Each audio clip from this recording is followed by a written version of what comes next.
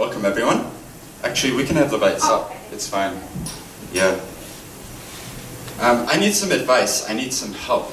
I know there's a lot of people from different parts of the world here today, and I need a recipe.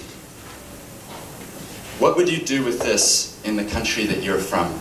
Any ideas? Guacamole. Guacamole? Yep. Smashed avocado. Smashed avocado? Yes. Very good. Chocolate pudding. Pudding? Okay. That'll be good. Air conditioner. Hair conditioner? Okay. So, it's good. We're going diverse ranges. I think we can all agree that avocados are delicious, aren't they? And if you look at that, you know, it's a superfood. It's got to be good for you. But I actually look at this avocado and I see something else. Can anyone guess what that might be? Tree. Yeah, a tree. So the potential of an avocado is not to be spread on toast. The potential of an avocado is to become a tree. Like this. So this is an avocado seed that's grown and it's become a little tree. And you'll notice that it's in a jam jar, strawberry jam. And so I'm going to hand that over. This is a gift to Ministry of Awesome as a little thing. I think seeds have potential, don't they? Seeds have potential. They look like they're dead, but then they grow. And I think the thing that I've come to realize, and the reason I'm talking about seeds, is that I think that stories are like seeds. That each one of us has a different story. Now look around this room, and I don't think any of you look the same, do you? Everyone has a unique story, something that's different, something that's unique. I'm going to play something now, because I think it's good to think about voices and the way that people express themselves. When you think of someone who's influenced your life, who might that be? Think about for your own situation. Is it a grandparent or an aunt and uncle? Is there anybody alive right now who's immediately coming to mind as being someone that was inspirational to you? Any nods? No? There's somebody, isn't there? And I think what you'll find, if you think about it, is that it's the stories, it's their lives that really impacted you. And so, let's just listen to this person talking. He first tried to get into the army and have a captain's commission. And he had a heart murmur. They turned him down in the army. They waived it in the Navy. And so he went in as lieutenant, senior lieutenant. So we had a great time in Haiti. Yeah. How many years were you there? Nearly 4 years. Stephen Moe has just gotten up, and he has to have his cereal. I want you. So that's my great-grandmother talking. She was born in 1893, and that's a recording that my mother did. That's her at the end saying, Stephen Moe has just woken up. And that to me is a connection back to that person. She died the year after I was born, so I never knew her. But there's something about hearing the quality of her voice, something about her story, telling her story in her own words, in her own way, with her own unique accent. You could probably tell she was a heavy smoker. And you just get a picture of a person, don't you? When you can hear somebody's voice.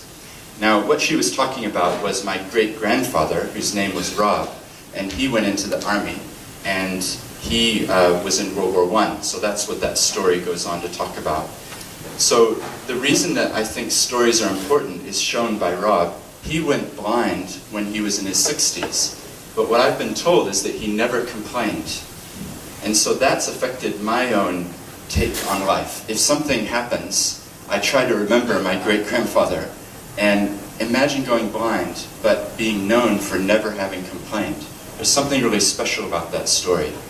After he went blind, he went on a train ride once, and he wrote down a memory that I've got written in his story. He got on the train and he needed help with his luggage, and a man came and helped him to load it on. They sat down. It turned out the man had also been in the army. They had a lot in common. And you could tell in talking to this man that he was really cultured, that he knew a lot. He read widely. When they finished their journey, they got off, and my great-grandmother greeted him, and was quite cool towards this person who'd been helping him. And afterwards she said, "Didn't you realize that that person was black?" And so that's another example of a story that's impacted me. Even though I never met my great-grandfather, he died in 1960, but the story has remained. And so that's the heart of what I'm doing. I've started this podcast, and it's called Seeds, and it's all about telling stories. It's about capturing moments of lives of people. And I think that's important because, like that little seed, I think the stories, when people listen to them, it can actually grow into something more, that we can be inspired by each other if we're willing to listen.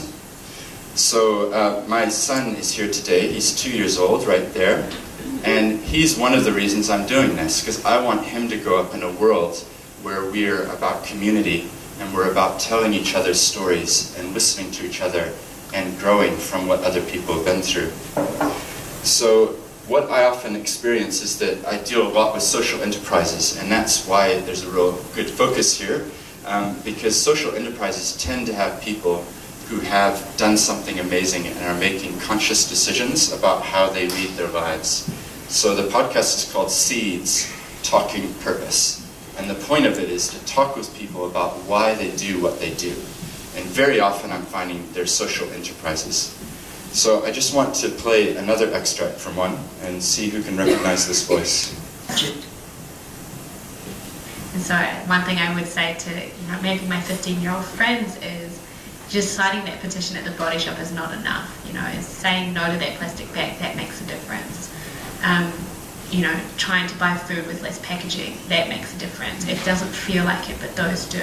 And I think just because you can't do everything doesn't mean you should do nothing. And that's a really big thing that I still practice now. Just because you can't do everything doesn't mean you should do nothing. To me, like, that interview goes for 45 minutes, and you can get a sense of the person from the voice, can't you? And I think it's really special. So that's Netta Igos, who is now living in Tokyo. And I managed to grab her as she was in town for a little bit. But there's something about hearing somebody express something about their lives that is really, really powerful. I'm going to hand something around. So this, you just take, maybe just hand it around. So there's a piece of paper in there, because I know for lots of you, you'll hear it now, but you may want to take something away that has it written down, what the name is. So there's a piece of paper that you can take with you. And also there's a book which is just showing you something I've been working on, which is about social enterprises in New Zealand. And it's called a legal handbook, because I'm a lawyer, so it's written about social enterprises. But the little handout will tell you how to find the podcast. And I think the thing that I love about doing this podcast is that it's very counterculture. When you think about today, everybody wants to find out what you do, and tell me what you do, I really want to know, but I only have 30 seconds, so squeeze it in. Or maybe I've got 45 seconds, tell me your life story, but I'm busy. And I think this, being able to talk with someone for 45 minutes and really go into the depth of, well, what was your childhood like, and why did you decide to do what you've done, and what are you doing now, and how does purpose play into that, has been really, really good. I've enjoyed that. So let's listen to another voice. And what were the barriers to getting into that? Yeah, I think because I'd had, 15 years in my existing job, and I thought, right, who I am as a creative director of a design company, to sort of reinvent myself felt scary. It took a bit of a courageous leap to do that. Was there a moment when you thought, I'm going to do it? Yep. Really? I remember exactly where it was. I was walking up the Well, tell forest. us about that. Yeah. I was walking up in Bowen Vale Forest. I think I must have been listening to an audiobook, and I suddenly just had the belief in myself. Wow. I'm going to do this. Yes. Went home, looked up online, and started booking courses, and yeah, it was a very exciting time. That's really great. Yeah, it'd been coming for a long time. Years. So there we have Kit Hinden talking about her experience. And just to be able to crystallize down and focus on something. I know many of you will never look up this podcast, and that's fine, but I tried to choose some extracts that hopefully you'll take something from and actually go, oh, that was quite interesting to hear. So some of you will never have listened to a podcast. So that basically, to find them, there's apps, and you go in and you can search for the name of the podcast. And then if you find it, you can hit subscribe, and that means that every week or month or however often the podcast uploads, you can automatically get notification. So I'm going to, at least at the start, I'm starting a weekly podcast. So right now there's 4 episodes which are loaded.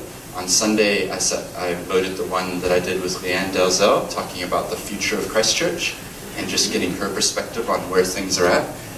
And once you've subscribed, they'll just upload.